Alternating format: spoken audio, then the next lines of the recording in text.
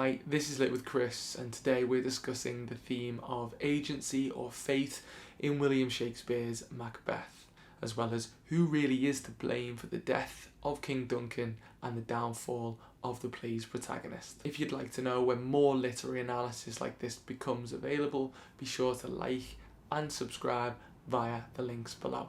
The play opens with the now famous scene of three witches plotting their mysterious movements and their plans to meet Macbeth. As the short scene comes to an end, they collectively chant, "Fair is foul and foul is fair, hover through fog and filthy air." What does this strange incantation mean, and how does it relate to the fate of Macbeth and his fellow characters? When considering the destiny of Macbeth, it's possible to attribute responsibility to four respective groups: the witches, King Duncan, Lady Macbeth, and the protagonist himself. So let's take a look at the first of these, the witches, and the role that they may play in Macbeth's downfall. The opening to the play features the Enigmatic sisters chanting some sort of mystic spell.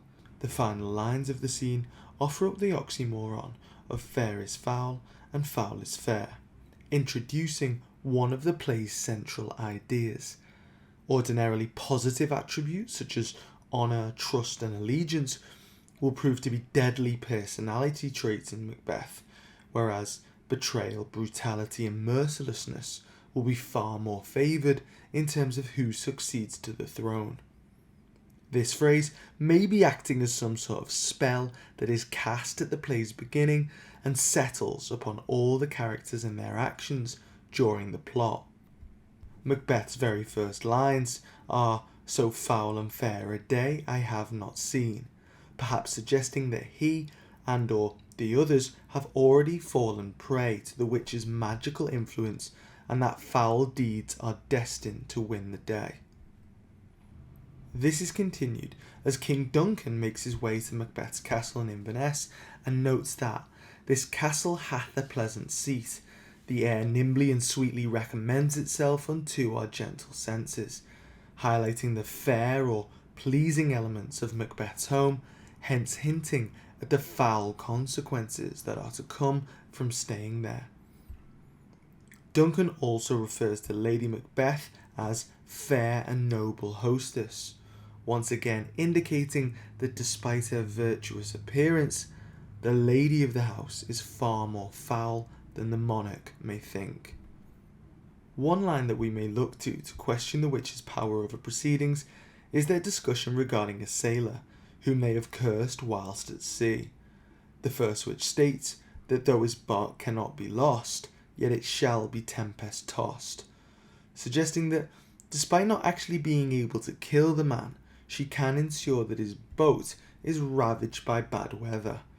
This implies that they have some sway over elemental matters, but not life and death, lessening the likelihood that Macbeth's many murders are directly designed by them from a distance. When considering the context of Macbeth, it is worth mentioning that the reigning King of England, James I, was a keen scholar of supernatural forces. He had even written a book titled Demonology, which focused on the practices of witches and the influences of demons in society. Therefore, we might see Shakespeare's decision to include the witches as a simple way to curry favour with his reigning monarch of the time, who would no doubt have sat down to watch the production at some point. With that being said, let's turn to the next character to whom we can attribute blame, King Duncan. In Act 1, Scene 2, Shakespeare has a wounded soldier inform Duncan and therefore the audience of the goings-on in a recent battle. The soldier speaks of Macbeth's execution of an enemy soldier when saying that he unseamed him from the nave to the chops and fixed his head upon our battlements. An incredibly grisly sight, but one that Duncan commends by exclaiming, "O valiant cousin, worthy gentleman." This recognition for strength and ferocity informs us of what it means to be a man in the world of Macbeth. One must be ready to live a life of combat and conduct themselves with a high level of dominance over others.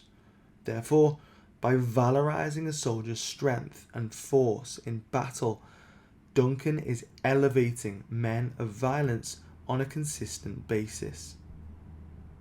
This would be fine, but Duncan reveals himself to be a relatively poor judge of character. When reflecting on the previous Thane of Cawdor, he asserts that there's no art to find the mind's construction in the face. He was a gentleman on whom I built an absolute trust. Tellingly, Macbeth then enters, a man whom Duncan has placed his faith as the new Thane of Cawdor, and who is already plotting to depose him. Lastly, Duncan's sense of political threat is further undermined by his aforementioned first impression of Macbeth's home and wife. Despite the deadly world that Duncan rules in, he seems naively unprepared to deal with a powerful couple in his kingdom who are quickly gaining in confidence. He is assassinated and falls prey to an unforgiving world that only favours the strong. In doing so, he paves the way for Macbeth's rise to power and the bloodbath that follows. Returning to context, Macbeth was first performed in 1606, just a couple of months after the failed gunpowder plot that attempted to assassinate King James I.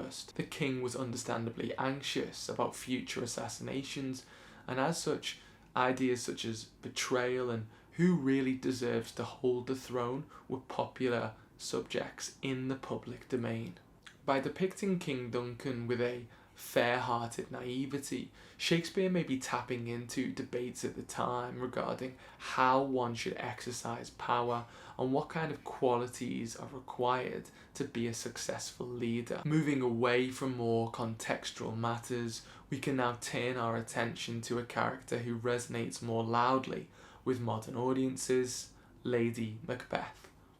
Lady Macbeth takes to the stage for the first time, learning of her husband's plot to depose the king, and admits in Act 1 Scene 5, "I fear thy nature. It is too full of the milk of human kindness." Here, we see that not only is Macbeth an inherently good man, but that Lady Macbeth sees this quality as a weakness when pursuing greatness. Later, when this kindness reveals itself and Macbeth begins to hesitate, Lady Macbeth reminds him of their baby, who has presumably died in infancy. She claims that, had it lived, she would have been willing to dash the brains out to see their murderous plan through. This is a brutal pledge for any mother to make, but most of all from a mother who knows the pain of their child dying so young. This sense of initiative and purpose is maintained throughout Act 1, as she constantly cajoles Macbeth to believe in their potential for success, so seen in her insistence that if you screw your courage to the sticking place, we'll not fail. Even after the murder is done, and Macbeth begins to mentally fall apart in the immediate aftermath, Lady Macbeth steps in to complete the plot and smear the royal guards with blood. Upon descending, she presents her bloodied palms, stating, "My hands are of your colour, but I shame to wear a heart so white." Even in the face of a murdered king, she maintains a sense of cold-blooded certainty about the righteousness of their deed and the need to be mentally resilient in the face of it. However, it may be useful to remember that Lady Macbeth at no point talks of becoming queen or wielding power herself. Though she will benefit from her husband's elevation, she never talks in these terms, even when speaking alone. She pushes him to be the most elevated version of himself and holds no ulterior motive. The character arc of Macbeth and Lady Macbeth parallel each other brilliantly throughout the play. Whereas Lady Macbeth is single-minded and brutal at the beginning of the play, guilt and remorse and regret have completely consumed her by the time that Act 5 comes around. Conversely, Macbeth, who hesitates over the first murder, grows more and more decisive in terms of his deadly behaviour as the play moves on. But is this as a result of his corrupt nature, or has he been corrupted by those around him? After receiving the witch's prophecy, Banquo notes his friend's distress and asks, "Good sir, why do you start and seem to fear things that do sound so fair?" Already, Macbeth may know what needs to be done to claim the throne, and yet this hypothesis seems to come into conflict with his values. This is extended in his aside to the audience, in which he considers that the destiny presented to him in Act 1 Scene 3 cannot be ill, cannot be good, further establishing a sense of duality or conflict within the protagonist. Surely it cannot be ill or bad to rise to the highest office in the kingdom, and yet the means to achieve it may require the opposite of goodness or honour. Whatever Macbeth's initial values, he also points out the impracticality of regicide. In his soliloquy, he recognises the tendency for bloody instructions which, being taught, return to plague the inventor. So far, the majority of his dialogue has been devoted to doubt and anxiety, hardly the feelings of a merciless killer. The points at which he does appear more decisive in the plan are largely down to being provoked. When his masculinity is questioned by Lady Macbeth, he angrily claims that "I dare do all that may become a man, who dares do more is none." Once the murder has been done, Macbeth is at his lowest ebb. He believes that all sense of virtue has disappeared within him, leading him to ask, "Wherefore could not I pronounce Amen?" implying that he is physically unable to utter a solemn word.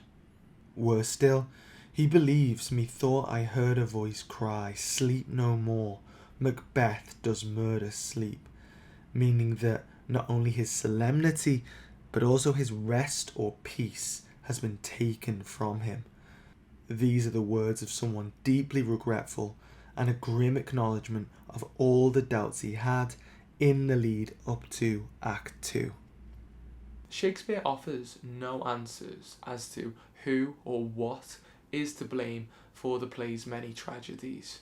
Scholars have also argued that it is not a moral play in the same way that Othello or King Lear is. Audiences do not come away with a better idea of how to act or behave in a certain manner.